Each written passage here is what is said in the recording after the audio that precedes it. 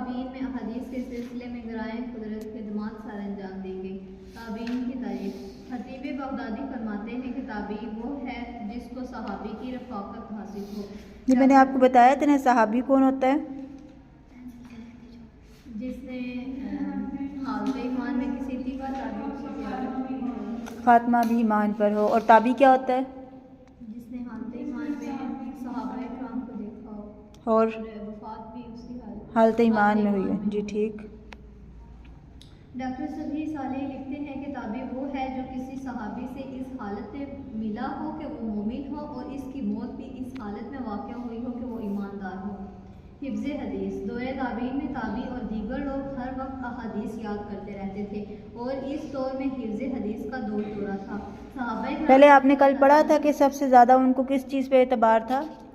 حافظے پر، اس کے بعد پھر کتابت پر۔ پہلے وہ حافظے پر اعتبار کرتے تھے کے دور میں تو جمع و تدوین حدیث اور کتابت کا کام ہوا اور باقاعدہ طور پر احادیث کے مجموعے مراتب کیے گئے۔ اسی دور میں صحیح ستہ کی عالی شان کتب مرتب کی گئی۔ تابعین کا دور تدوین حدیث کے سنہری ادوار میں شمار کیا جائے تو بے جانا ہوگا۔ اسی دور میں مسلمانوں میں فرقہ پرستی کی ابتدا ہو چکی تھی اور فرقہ بندی کی بنا پر فتنہ اور غزہ حدیث نے جنم لیا، جس کی بنا پر لوگوں نے خود سے احادیث پڑھنی شروع کر دی۔ اسی دور میں احادیث کو پرکھنے کے لیے مسلمانوں نے جرح و تعدیل کا فن ایجاد کیا، جس کی کسوٹی پر پرکھنے کے بعد حدیث کو صحیح قرار دیا جاتا تھا۔ حضرت عمر بن عبداللہ عزیز رحمۃ اللہ جرح کیا ہوتی ہے؟ جرح کرنا کسی بات پر، بحث کرنا، یعنی کہ حدیث لے لیتے تھے صحابہ، کسی نے کچھ سنا ہے کسی نے کچھ سنا ہے، پھر آپس میں بحث کرتے تھے کہ واقعی یہ نبی پاک نے کہا ہے کہ نہیں کہا، تو اس کے بارے میں جو بحث کی جاتی ہے اس کو کہتے ہیں جرح۔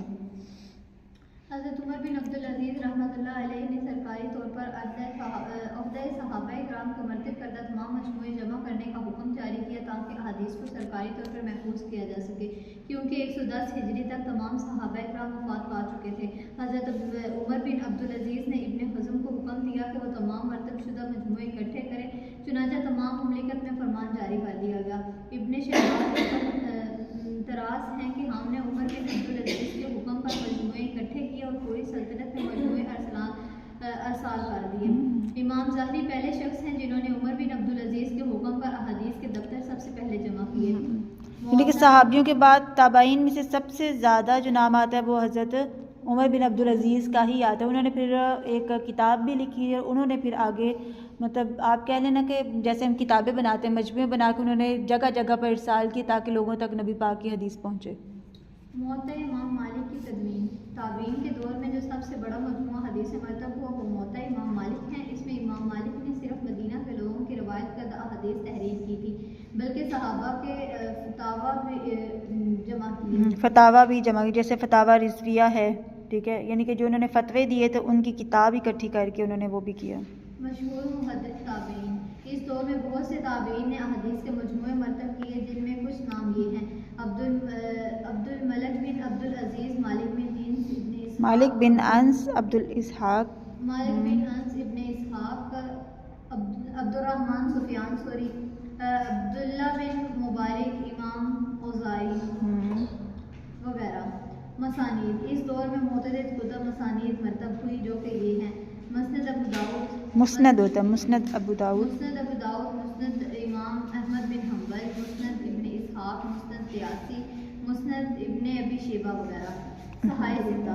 صحائح ستہ کی تعریف۔ صحاح ستہ ہوتا ہے لفظ۔ صحاح ستہ احادیث کی 6 کتب صحیح بخاری، صحیح مسلم، سنن ابو داؤد، سنن نسائی، جامع ترمذی اور سنن ابن ماجہ کو صحاح ستہ کہا جاتا ہے۔ صحاح ستہ احادیث کی مستند ترین کتب میں شمار کی جاتی ہیں۔ دینی ادب میں ان کو بہت بلند مقام حاصل ہے اور انہیں سنت رسول صلی اللہ علیہ وسلم کا مستند ذریعہ تسلیم کیا جاتا ہے۔ یہ کتب مندرجہ ذیل ہیں۔ صحیح بخاری۔ صحیح بخاری کے مؤلف کا نام امام ابو عبداللہ محمد بن اسماعیل بخاری رحمۃ اللہ ہے۔ امام بخاری 194 ہجری میں پیدا ہوئے اور 256 ہجری میں وفات پائی۔ آپ بچپن میں نابینا ہو گئے تھے اور والدہ کی دعا سے آپ کی بینائی یہ کس کی بات ہو رہی ہے؟ امام بخاری۔ امام بخاری کی۔ صحیح۔ آپ کو اصول علم کا بہت شوق تھا. خطیب بغدادی نے طلب علم کی اشتیاق کو خود ان کی زبانی بیان کیا ہے. اچھا انہوں نے کیا کیا تھا؟ یہ نابینا تھے، ان کی والدہ نے دعا کی، ان کی نظر واپس آ گئی. اس کے بعد پھر انہوں نے اپنی والدہ سے کہا کہ میں نے حضور کے روضے پہ جانا ہے. ٹھیک ہے، پھر یہ نبی پاک کے روضے پہ گئے اور انہوں نے جب حدیث لکھی ہے انہوں نے 2 نفل رکعت پڑھ کے غسل کر کے پھر انہوں نے حدیث لکھی. اور یہ جو سیاہ ستہ کتاب ہے صحیح بخاری، یہ ساری روضہ رسول پہ لکھی گئی ہے. آپ کو علم حدیث سے بے پناہ شوق تھا. امام بخاری نے حدیث کا مجموعہ مرتب کیا ہے جس کا نام جامع و صحیح ہے. یہ مجموعہ صحت کے اعتبار سے تمام کتب احادیث پر مقدم ہے. اس کے بارے میں یہ مقولہ مشہور ہے کہ کتاب اللہ کے بعد مسند ترین کتاب صحیح بخاری ہے. یہ صحائف ستہ میں سر فہرست ہے. آپ نے 6 لاکھ احادیث میں سے صحیح ترین احادیث کو منتخب کر کے کتاب کو مرتب کیا اور اس کے لیے آپ نے 16 سال رضائیت کی. آپ صحیح بخاری میں حدیث تحریر کرنے سے قبل 2 رکعت نماز ادا کرتے اور پھر سے تحریر کرتے. صحیح بخاری میں حدیث کی تعداد میں شمول مقررات اور معلقات اور متابعات 9082 ہیں. 90,000 لوگوں نے صحیح بخاری امام بخاری اور بلا واسطہ سنی. ان کی 53 شرطیں لکھی گئی جس میں سے شرح یعنی ایک شرح اتنی تھی، 53 شرح لکھی گئی صحیح بخاری کی، جن میں سے مستند ترین شرح فتح البخاری علامہ ابن حجر اسقلانی کی ہیں. صحیح مسلم کے مؤلف امام مسلم بن حجاج بن مسلم شکیری ہیں، کشیری کاف سے. آپ 202 ہجری میں پیدا ہوئے اور 281 ہجری میں آپ نے وفات پائی. امام مسلم نے حدیث کی تلاش میں عراق، حجاز، مصر اور شام وغیرہ کا سفر کیا. آپ نے ابن قتیبہ، اسحاق بن راہویہ اور امام احمد جیسے ائمہ سے علم حاصل کیا. امام بخاری سے نیشا پور میں آپ کی ملاقات ہوئی تو ان کی معرفت حدیث کے قائل ہو گئے اور انہیں سید المحدثین کے لقب سے یاد کیا. مسئلہ حلقہ قرآن پر آپ نے امام بخاری کا ساتھ دیا اور اپنے استاد محمد بن یحییٰ ذیلی کو ہمیشہ کے لیے چھوڑ دیا. امام مسلم نے جامع صحیح کا انتخاب 3 لاکھ ایسی روایت سے کیا. اچھا اس پہ صحیح بخاری میں کتنی حدیثیں تھیں؟ ابھی آپ نے پڑھا 6 لاکھ. ٹھیک ہے، اور امام مسلم کی جو کتاب ہے صحیح مسلم اس میں 3 لاکھ،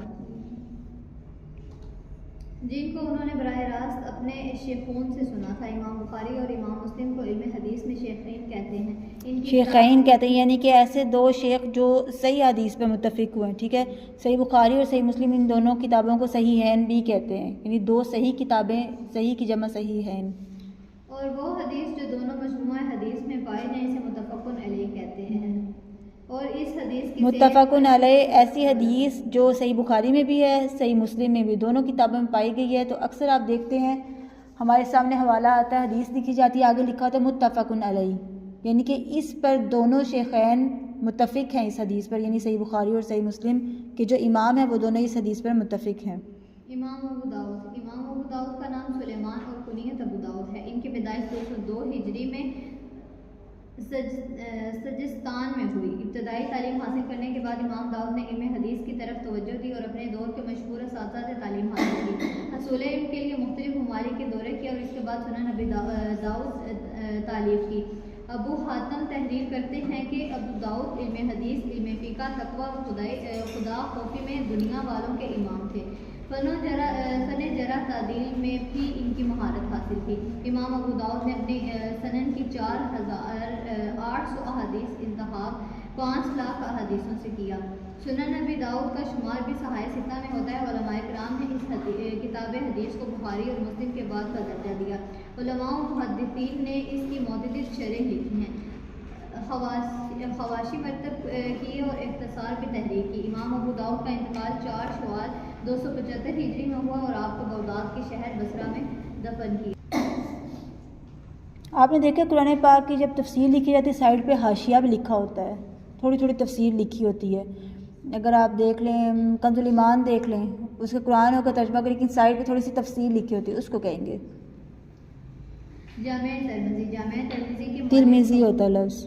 جامع ترمذی کے مؤلف ابو عیسیٰ محمد بن سورہ ہیں. ان کی پیدائش 209 ہجری میں بلخ کے شہر ترمذی میں ہوئی. یہ سب سے مشہور شاگردوں میں شمار ہوتے ہیں محدثین ان کو امام بخاری کا حلیفہ کہتے ہیں۔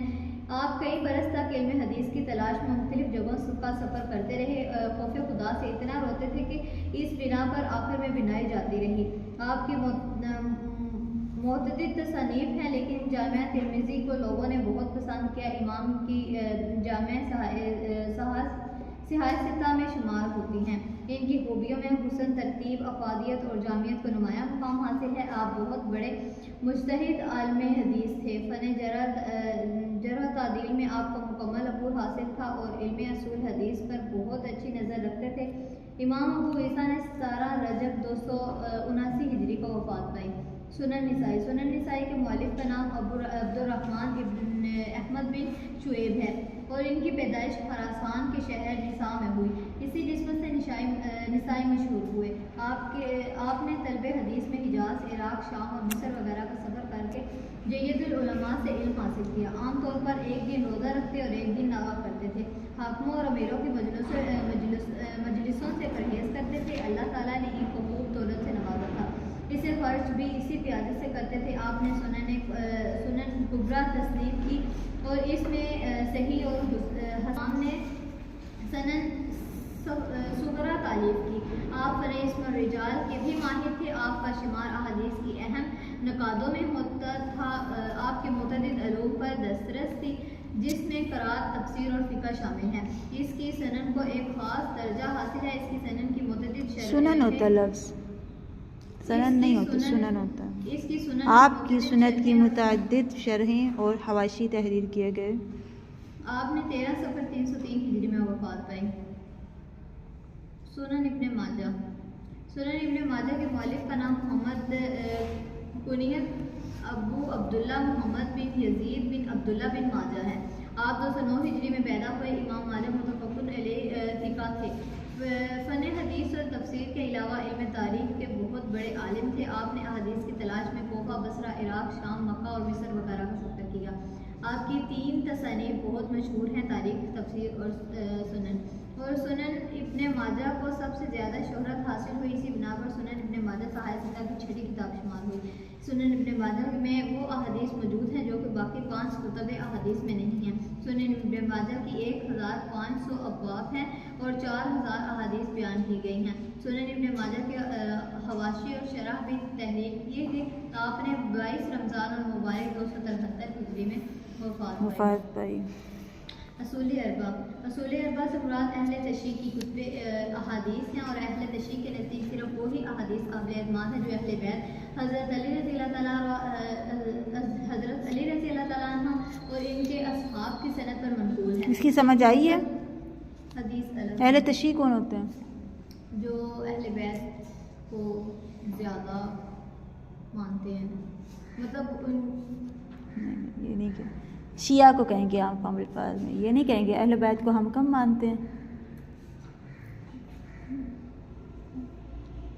شیعہ کو کہیں گے عام فام، زیادہ لمبے چوڑے مسئلے میں جانے سے بہتر ہے۔ جو شیعہ لوگ ہوتے ہیں ان کو کہتے ہیں اہل تشیع۔ وہ کیا ہیں؟ وہ پچھلی کتابوں کو نہیں مانتے، وہ اپنی ان 4 کتابوں کو مانتے ہیں۔ وہ کہتے ہیں کہ جو حضرت علی نے روایت کی بس وہی کتابیں ہیں، اس کے علاوہ کسی کتاب کو وہ نہیں مانتے۔ ٹھیک ہے، ان کی 5 کتب خاص اہمیت کی حامل ہیں۔ الکافی، ان کے مؤلف ابو جعفر محمد بن یعقوب الکینی ہیں۔ انہوں نے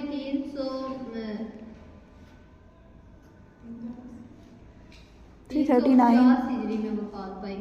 یہ اہل تشیع کی معتبر ترین کتاب حدیث ہیں۔ امام جعفر ایران کے گاؤں کلین یا پولن میں پیدا ہوئے۔ امام جعفر محدثین کے آپ نے سنا ہوگا کہ وہ زیادہ تر امام جعفر صادق، ٹھیک ہے، زیادہ تر یہ 12 امام ان کے ہی وہ نام لیتے ہیں۔ باقی حضرت عمر فاروق، حضرت ابوبکر صدیق ان کا نام بہت کم استعمال کرتے ہیں۔ وہ حضرت عمر کا تو کرتے ہی نہیں ہے نا، یعنی کہ ان کا ایک اپنا ایک مسلک ہے، ان کا ایک اپنا عقیدہ ہے۔